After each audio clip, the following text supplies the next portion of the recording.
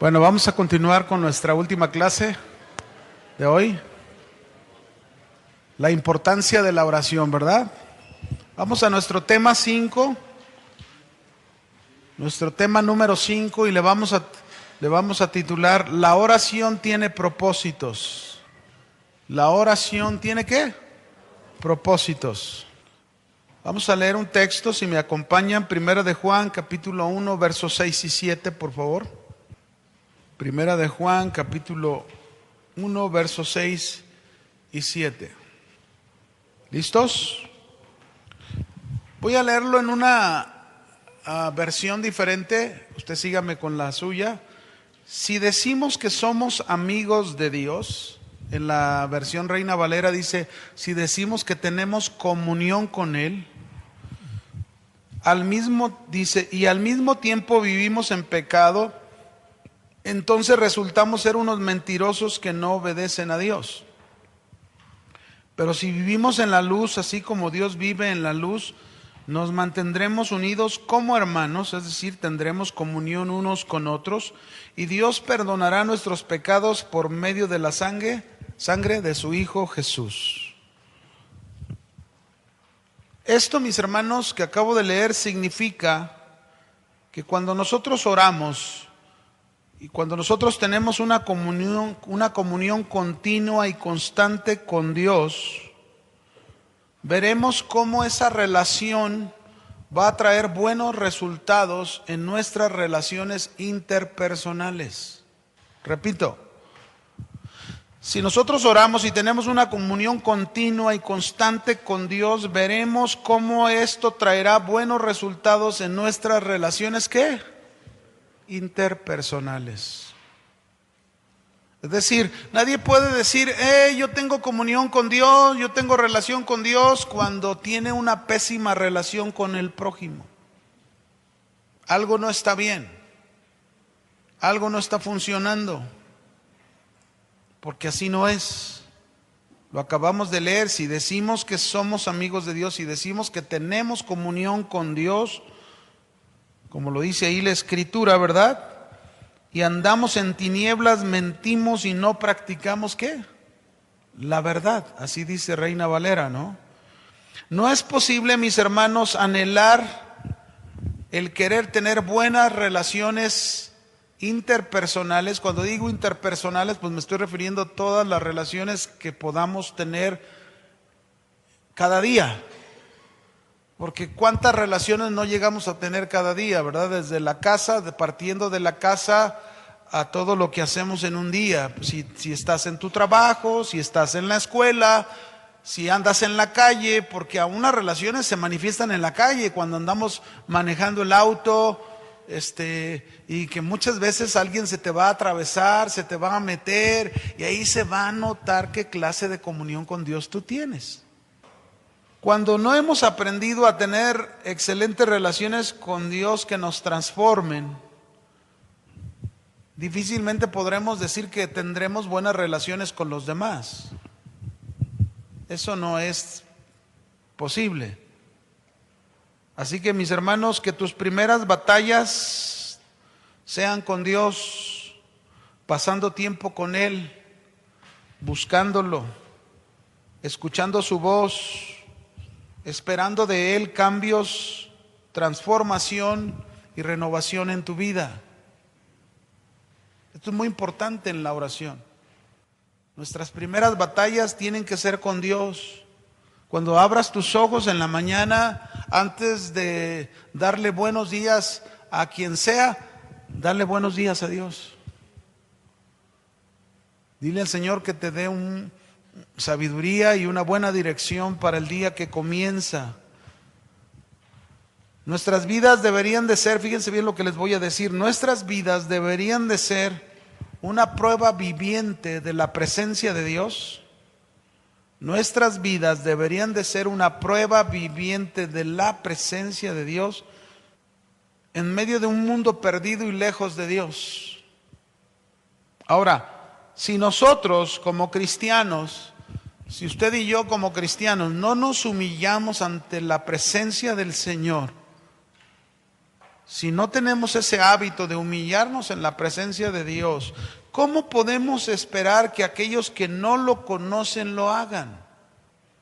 ¿Acaso, yo me pregunto, acaso podremos ablandar los corazones de otros mientras los nuestros permanecen endurecidos? ¿Acaso podrán conocer a Dios si no hay quien se los muestre? Qué importante, mis hermanos, es nuestra comunión con Dios. Qué importante es que tú y yo aprendamos los propósitos de la oración, los propósitos de tener una comunión con Dios. Qué importante es. Entonces, conocer a Dios es una comunión íntima con Él. Y tener una comunión íntima con Dios jamás nos hará ser los mismos. Jamás. Porque imagínate estar en la presencia de Dios. Dios va a sembrar de sus pensamientos en nosotros, en nuestro corazón, y eso va a traer frutos a nuestras vidas. Es importante nuestra comunión con Dios. Así que vamos a aprender los propósitos de la oración. Amén. Número 1. Una manera muy sencilla. ¿Cuáles son estos propósitos de la oración? Vengo hablándoles de la comunión con Dios. De eso vengo hablándoles. Entonces, número 1. Mi comunión con Dios debe de traer como resultado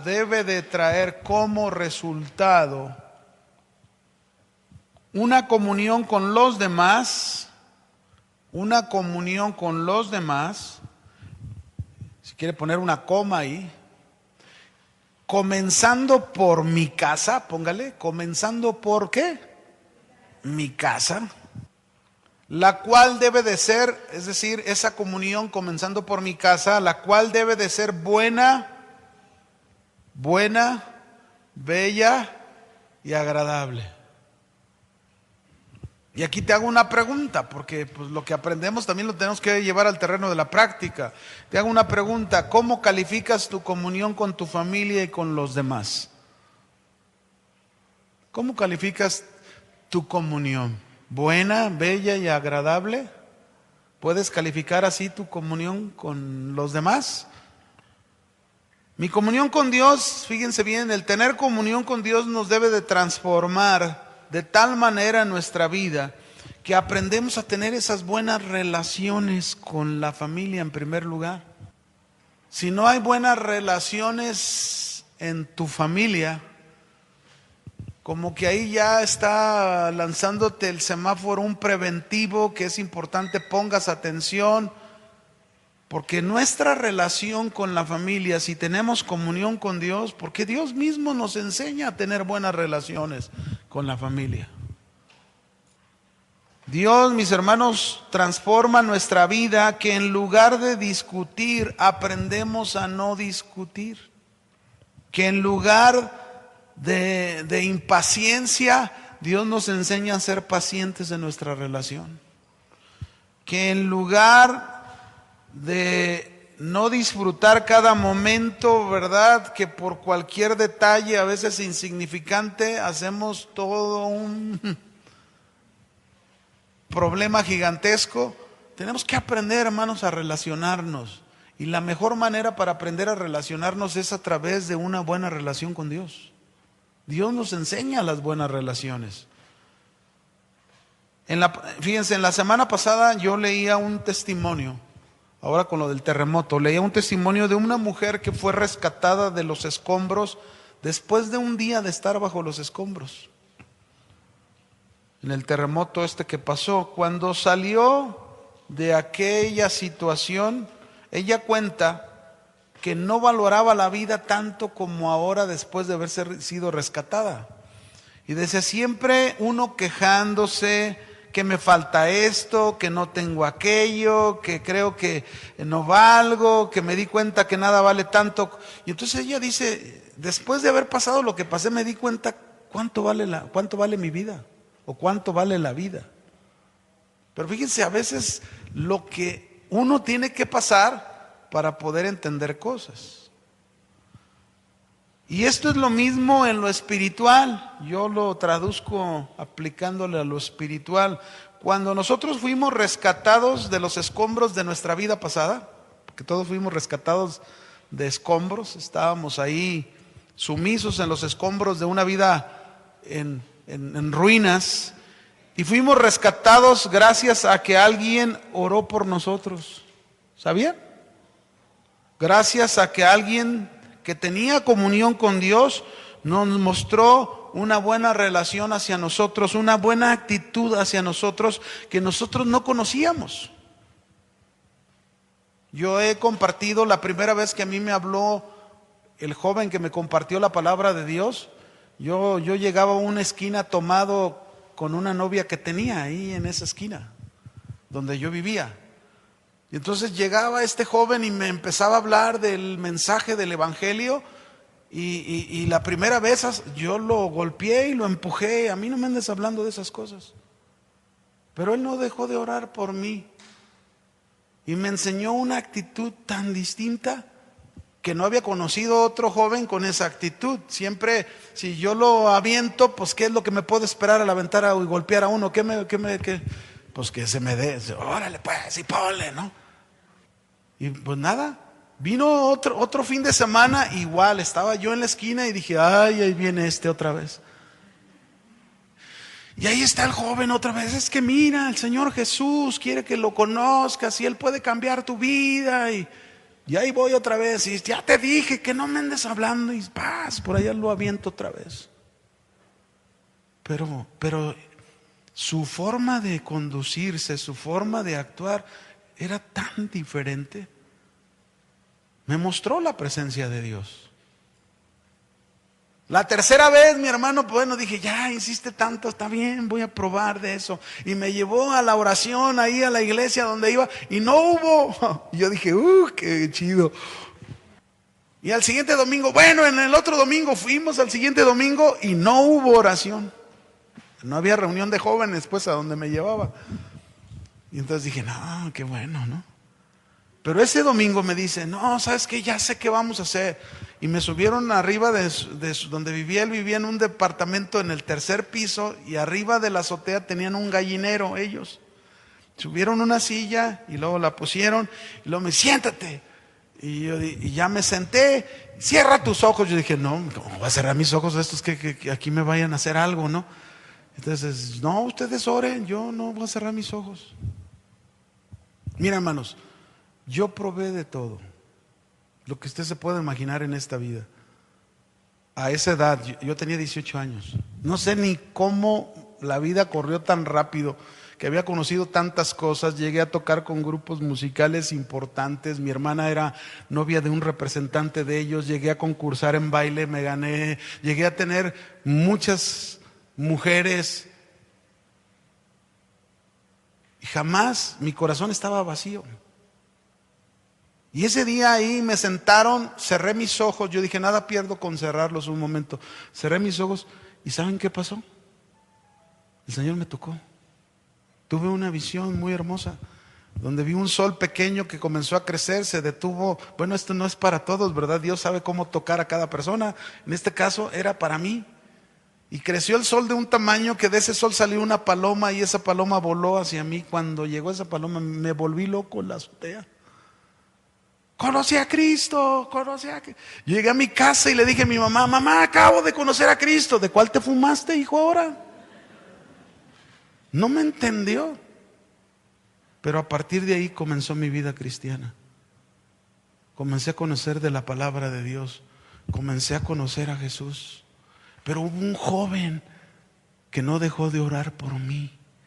Hubo un joven que en su comunión con Dios me mostró con su vida cómo ese joven tenía relación con Dios, que su relación con su prójimo era diferente a los demás, completamente distinto a los demás.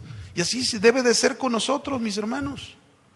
No puede ser la vida de nosotros distinta. La Biblia habla de la historia. Si quieres, nada más anota el texto, Nehemías capítulo 1, del verso 1 al 11. Nehemías 1, verso 1 al 11.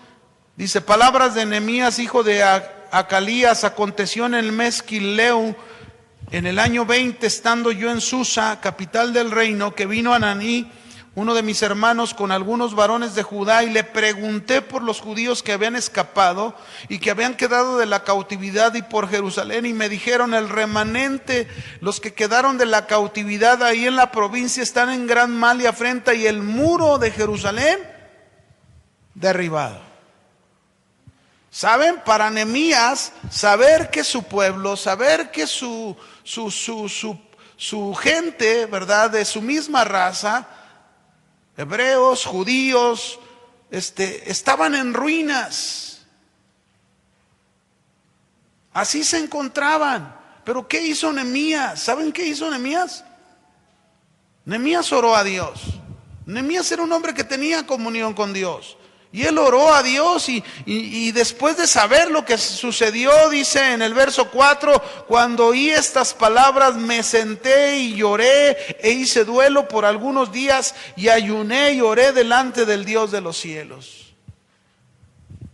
Y bueno, usted puede seguir leyendo toda la historia de su oración, porque de ahí en adelante vemos a un hombre que tiene una comunión con Dios. ¿Y saben qué hizo Dios con la vida de Nehemías?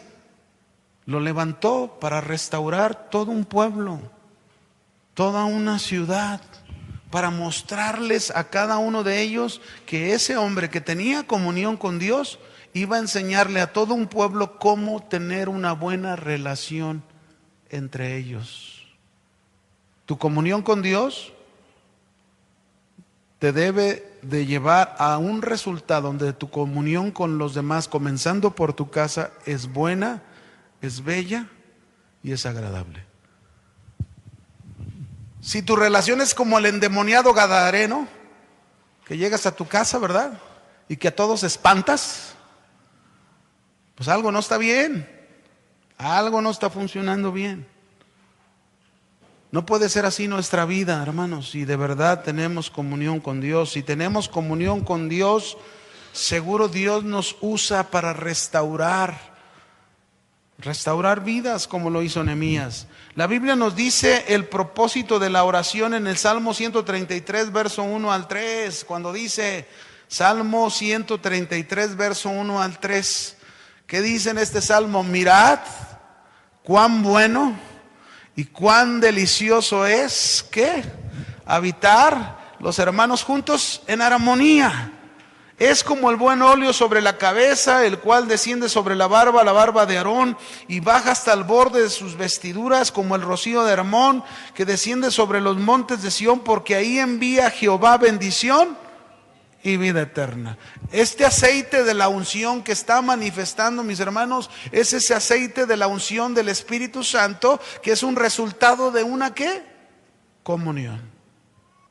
La comunión con Dios nos debe de llevar a tener buenas relaciones. Cuando yo conocí a mi esposa, hace 39 años que la conocí a mi esposa, si había algo que me encantaba de su familia, era la relación tan bonita, tan armoniosa que existía en todos ellos. A mí me impactó esa unidad que había entre toda la familia. Y fíjense qué curioso, yo no tenía esa relación con mi familia. Dios me enseñó por medio de mi esposa a valorar a mi familia, a tener una buena relación con todos mis hermanos, mis padres. Dios me enseñó a bendecirlos y a no discutir más ni a pelear con ellos. Qué diferente, ¿no? ¿Cuántos quieren una casa así, en paz, con armonía? Y ya no hay más pleitos entre un gato y un perro. ¿Se puede? ¿Creen que se puede o no? Sí. Pero ¿qué tenemos que hacer? Tenemos que tener comunión con Dios. De esa buena relación con Dios resultan buenas relaciones con el prójimo. Así es como debe de ser. La historia del buen samaritano. ¿Cuántos han oído la historia del buen samaritano? ¿Se acuerdan de esa historia del buen samaritano? Que nos habla Jesús, una historia donde dice que un hombre descendía de Jerusalén, iba a Jericó, lo asaltaron, lo golpearon, lo dejaron medio muerto, pero luego va pasando un sacerdote Fíjese cómo Jesús pone esta ilustración tan interesante. Un sacerdote se supone que es un representante ¿de quién? De Dios. Un sacerdote se supone que es alguien que es un intercesor entre el pueblo y Dios, y entre Dios y el pueblo. Esa era la función de un sacerdote. Pero este hombre lo vio ahí tirado y pasó de largo. Y luego después un levita igual pasó de largo.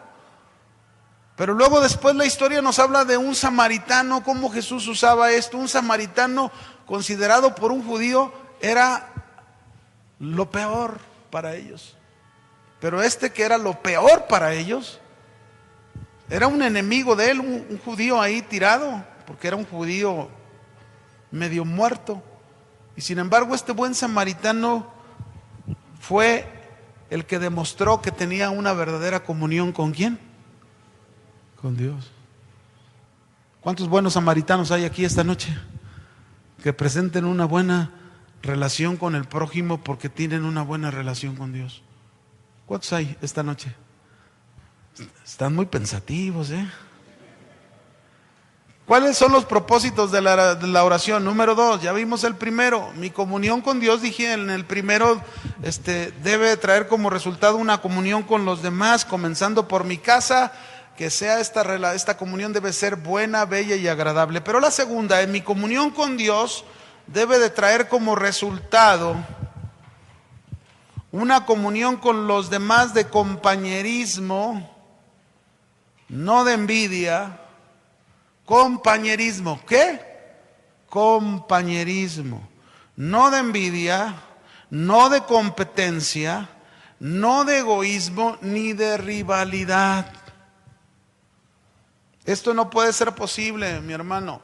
Entre nosotros no podemos nosotros tener relaciones que no tienen nada que ver con lo que representa la comunión con Dios, o sea, la relación con Dios. Dios, mis hermanos, jamás nos va a mostrar envidia, ni competencia, ni egoísmo, ni rivalidad, y eso no puede haber en nuestro corazón. Si tienes comunión con Dios, precisamente Dios te va a enseñar eso. Cada uno de nosotros somos miembros del cuerpo de Cristo, ¿verdad que sí? Cada uno.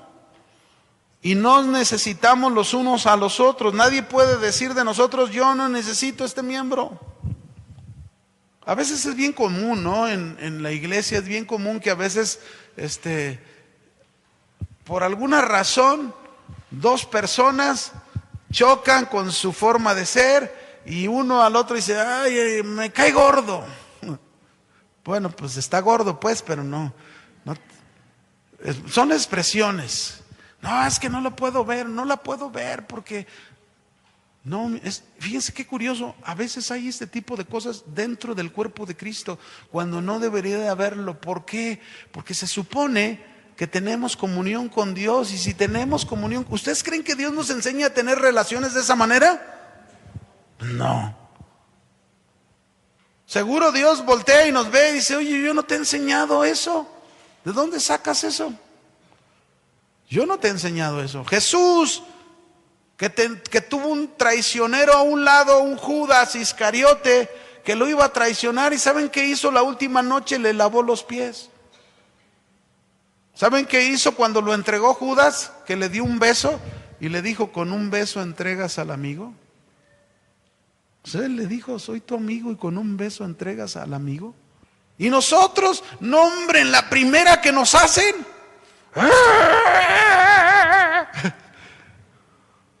la oración, la comunión con Dios es tan importante porque nos va a enseñar a tener la actitud correcta hacia el prójimo, de compañerismo. ¿De qué? Compañerismo. Somos compañeros, nos necesitamos el uno al otro, juntos colaboramos en la obra de Dios. Dios, mis hermanos, si nosotros tenemos comunión con Él, téngalo por seguro que no nos va a permitir ninguna actitud contraria a su carácter. Ninguna. Ninguna actitud que nos lleve a romper relaciones en lugar de edificarlas. Siempre va a haber momentos, graves esto, siempre va a haber momentos en donde se presente una situación, en una relación, donde se presente una situación donde pudiera romperse la relación aún entre cristianos, entre creyentes. Y muchas veces esto muestra la inmadurez que podamos tener. Inmadurez que se va a manifestar en nuestra comunión con Dios y en nuestra relación con los demás. Y tenemos que aprender que cualquier cosa que nos lleve a romper una relación, esto no está mostrando realmente el principio de Dios de decir, si tienes comunión con Dios, entonces debes de tener una buena comunión con los demás, un compañerismo con los demás. Qué hermoso es cuando en la casa aprendemos a hacer equipo. Qué hermoso es cuando nosotros como padres podemos enseñar a nuestros hijos a participar en casa, los tomamos en cuenta en lo que ellos nos pueden ayudar, no les obligamos, sino los que somos papás les enseñamos a los hijos a participar en casa, tomamos en cuenta su ayuda y todo resulta en una buena relación obtenida por la comunión con Dios. Fíjense, por ejemplo, ahora que mi hermano partió con el Señor hace 8 días, yo recibí la noticia después de salir aquí el domingo del servicio, eran como las 5:30 de la tarde que habló mi cuñada para darme la noticia. Y pues bueno, de momento cuando recibes la noticia, pues sí me pegó, ¿no? Y me dio tristeza y pues todos mis hijos se acercaron y papá, te acompañamos y estuvieron conmigo todo el tiempo, hasta el último momento de que ya se llevaron el cuerpo de mi hermano para enterrarlo y la verdad yo sentía el apoyo de cómo nos necesitamos de esa buena relación, que así debe de ser. Y a veces, mis hermanos, ¿cuántas veces no hay una buena relación? Yo lo podía ver, por ejemplo, en una hija de mi hermano que no había una buena relación. Gracias a Dios hubo oportunidad que mi hermano hablara con su hija y pudieran arreglar cuentas los dos de su relación. Fíjense qué importante es tener una buena relación. Qué importante es que yo tuve la oportunidad incluso de estar con mi hermano durante un buen tiempo y bueno, ya se me adelantó, pero a la vez yo también puedo decir, híjole Señor, yo pude aprovechar ese tiempo en los últimos momentos para hablar con Él, para orar con Él, para llevarlo siempre a Cristo. Él era un hombre que tenía a Cristo en su corazón, pero eso es lo importante, ¿no? Nuestra comunión con Dios nos debe de llevar a ser equipo en la casa, en el hogar. Tenemos que aprender a hacer eso. Yo me puedo imaginar, ¿cuántos han oído la historia de Noé? La hemos oído muchas veces, ¿verdad? La historia de Noé. Que Dios se revela a Noé, le dice a Noé, oye, voy a mandar un diluvio, y le manda a hacer algo, construye un arca donde te puedas salvar tú y toda tu casa. Y este es un principio para todos, ¿no? Pero yo me pongo a pensar, quizás al principio, cuando Noé recibió la revelación de Dios para construir el arca, ¿ustedes creen que sus hijos le creyeron al principio? La Biblia no lo dice. La Biblia no nos da detalles de todas las cosas. Pero yo me puedo imaginar, porque transcurrieron 120 años para terminar de construir el arca. Entonces yo me puedo imaginar a un Noé comenzando a construir solo. Yo me puedo imaginar que al principio sus hijos se burlaban de su papá, igual que toda la gente, ¿verdad? ¿Cómo que va a llover y va a caer mucha agua de tal manera que nos vamos a ahogar todos? Y pues todo el mundo en el reventón, todo el mundo haciendo lo que querían, ¿verdad? Cada quien sin obedecer a Dios, pero no era el único que estaba obedeciendo a Dios. Y conforme fue pasando el tiempo, yo estoy convencido que los hijos, al ver un padre firme, un padre bien seguro de lo que estaba haciendo en la voluntad de Dios, al ver un padre haciendo cosas diferentes a la que todos estaban haciendo, yo me puedo imaginar que los hijos poco a poco se empezaron a involucrar en apoyar a su padre Noé. Porque ya eran grandes, ya eran casados. Y empezaron a apoyarlo. ¿Por qué? Porque vieron un padre que con su vida mostró la relación que tenía ¿con quién? Con Dios. Al final puedo ver que terminan de construir el arca, pero ya no era un Noé solo, seguro era todos sus hijos, las esposas de sus hijos y aún su propia esposa de Noé. Eso es lo que Dios quiere de nosotros. A lo mejor tú puedes tener una casa donde no hay buenas relaciones. A lo mejor tú vas a casa y dices, híjole, es que yo soy el único que soy cristiano y qué difícil es la relación en mi casa, pero déjame decirte una cosa, qué hermoso es que tú tengas esa comunión íntima con Dios y que esa comunión íntima con Dios se traslade a una buena relación en tu casa, que los demás puedan ver en ti esa firmeza, esa seguridad de que Jesús vive en tu corazón.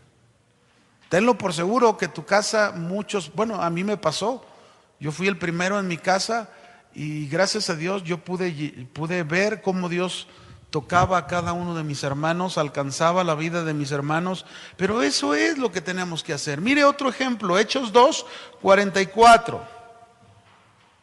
Hechos capítulo 2, verso 44. ¿Listos?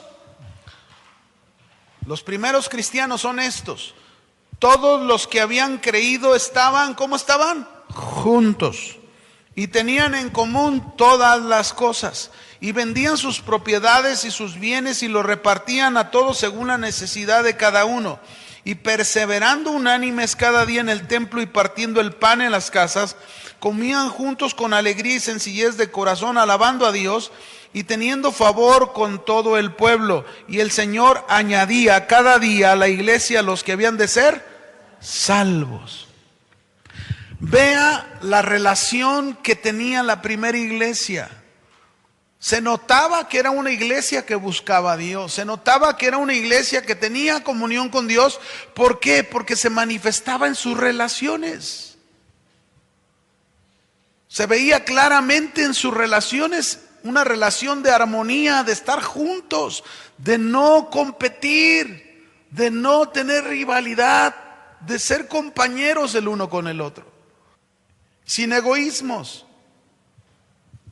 Hace tiempo fui a una iglesia, fíjense bien, a compartir la palabra de Dios a otro estado.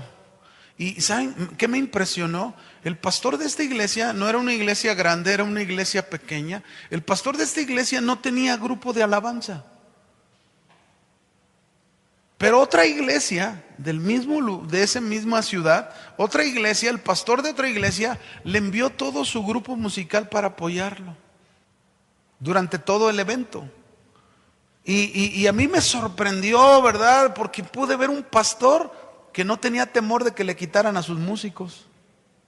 Ni tampoco pude ver a unos músicos que traté con ellos ahí en el evento. Nunca, para nada en ninguno de los músicos oí algo como, no hay nada como nuestra iglesia, no hay como la de nosotros. No, jamás oí eso. Ellos estaban ahí, estaban para apoyar a ese pastor de esa iglesia. ¿Saben cómo se le llama eso? Compañerismo. Ese es el corazón de Jesús. Ese es lo que produce la comunión con Dios. Ese tipo de relaciones. Jamás vi un pastor tampoco ahí de esa iglesia que les dijera, vénganse para acá, allá tienen muchos, allá hay muchísimos, vénganse conmigo, aquí se necesita. No, esa es la relación que debe de haber. También he sido testigo de otras cosas más tristes donde dices, híjole, ¿habrá comunión con Dios? A mí me tocó también una vez ver a un joven músico que tocaba bien los instrumentos y que un día en una reunión de pastores, él estaba en una iglesita chiquita y pues no le apoyaban con nada porque pues los recursos apenas eran para la renta. Pero en esa reunión de pastores no faltó otro pastor que vino y dijo, oye, ¿y dónde estás tú? No, pues en tal lado. ¿Y saben qué hizo? Le ofreció. Vente conmigo, yo te voy a dar una. Y ya me dije, ¿dónde he visto eso? ¿Dónde lo he visto? Y me acordé del libro de Jueces 17, ahí léalo. Usted ya se lo dejo de tarea. Jueces 17, cuando ahí un hombre llamado Micaías contrató a un levita para que fuera su sacerdote y le dio una buena paga, y el levita dice, aquí me quedo. ¿Saben qué, mis hermanos? Todas esas acciones para nada muestran que hay verdaderamente una relación con Dios, porque eso no enseña a Dios. Esa no es la enseñanza de Dios. Esas no son las relaciones que Dios nos enseña a tener. Las relaciones que Dios nos enseña a tener son ¿de qué? De compañerismo. Vamos a otro. 3. Mi comunión con Dios debe de traer como resultado una comunión con los demás de amor, de amarles, de practicar el amor ágape o agapao de Dios. Eso es lo que produce o debe producir la comunión con Dios en nuestras vidas. Una comunión de amor. Romanos 12:10 dice, en Romanos capítulo 12, versículo 10, amaos los unos a los otros con amor fraternal. ¿Qué nos está diciendo que hagamos? Que nos amemos. Y no se haga como un día yo, estando hace años en una iglesia, me acuerdo, yo estaba ministrando la alabanza en esa iglesia y entonces yo siempre había dicho, yo los amo, yo amo a los hermanos, yo amo la iglesia de Cristo. Y me acuerdo un día después de haber ministrado la alabanza, sentado ahí en la banca, cuando el predicador estaba compartiendo la palabra, Dios me habló y me dijo, oye, ¿tú dices que amas a la iglesia? Sí, Señor, yo amo a los hermanos, yo los amo. ¿Y sabías que fulano que está allá atrás, sabías que no tiene trabajo? ¿Cuándo has llegado con una bolsa de frijol para dársela? Y él se empezó a hacer gluck. ¿Cómo dices que le amas si ni siquiera estás enterado de su situación? Entonces, la verdad, mis hermanos, es que Dios nos ubica muchas veces, ¿no? Si de verdad mi comunión con Dios me debe llevar a tener una comunión de amor, pues tengo que conocer, tengo que saber que realmente puedo amar, dando de mi vida, dando de mi tiempo, dando de mis recursos, etcétera, ¿no? De lo que se pueda. Esta es la enseñanza principal en todo el Nuevo Testamento, mis hermanos, la de vivir amándonos los unos a los otros, practicando el amor de Dios en el cuerpo de Cristo. Ese es el mensaje en todo el Nuevo Testamento. Ámense los unos a los otros, ámense los unos a los otros. Mire, dice aquí en Juan 13, 34 y 35, note las palabras de Jesús. Juan 13, 34 y 35. Un mandamiento nuevo les doy, que os améis unos a otros como yo les he amado. Ahora, note esto, ¿cómo nos debemos amar? Los unos a los otros, ¿cómo nos debemos amar? Como Él nos ha amado a nosotros. Entonces, ¿por qué no puedes voltear y ver a aquella persona que es que me enchocó la boca? Pues, ¿qué tiene? Tú enderezasela. Hola. ¿No? Como Él nos amó, así es como nos debemos amar. Y luego dice, en esto, note esto qué tremendo, en esto conocerán todos que son mis discípulos si tuvieren amor los unos. En esto sabrán que son mis discípulos. En esto sabrán que tienen comunión conmigo, tienen relación conmigo, en que se aman los unos. Pero dice también la Escritura en 1 de Juan 2, 10 y 11. Mire lo que dice aquí en 1 de Juan capítulo 2, verso 10 y 11. ¿Lo tiene? El que ama a su hermano permanece en la luz y en él no hay tropiezo. Pero el que aborrece a su hermano está en tinieblas y anda en tinieblas y no sabe a dónde va porque las tinieblas le han cegado, ¿qué? los ojos. ¿Está clara la palabra? Muy claro. Si no, mire, 1 Juan 3, 10 y 11. Todavía lo dice. Y esta está más dura. 1 Juan 3, 10 y 11. ¿Lo tienen? En esto se manifiestan los hijos de Dios. ¿Y los hijos de quién? Del diablo. Todo aquel que no hace justicia y que no ama a su hermano, note esto, que no ama a su hermano, no es de Dios, porque este es el mensaje que habéis oído desde el principio, que nos amemos unos a otros. Así que si alguien de aquí aborrece a su hermano, la Biblia dice que ese no es de quién. Ahí está tremendo esto, ¿no? Si no es de Dios, ¿de quién es entonces? 1 Juan 4, 7 y 8. Ya me están aquí sonando la alarma. 1 Juan 4, 7 y 8. ¿Lo tienen? Amados, amémonos unos a otros, porque el amor, ¿de quién es el amor? De Dios. Todo aquel que ama es nacido de Dios y conoce a Dios. Vea, ahí está. ¿Qué debe de resultar de mi comunión con Dios? El que yo tengo una comunión con los demás de amor. Ese es el resultado. Porque aquí lo está diciendo claramente. Todo aquel que ama es nacido de Dios, conoce a Dios, pero el que no ama no ha conocido a Dios, porque Dios es amor. Es tan sencillo, mi hermano, esto.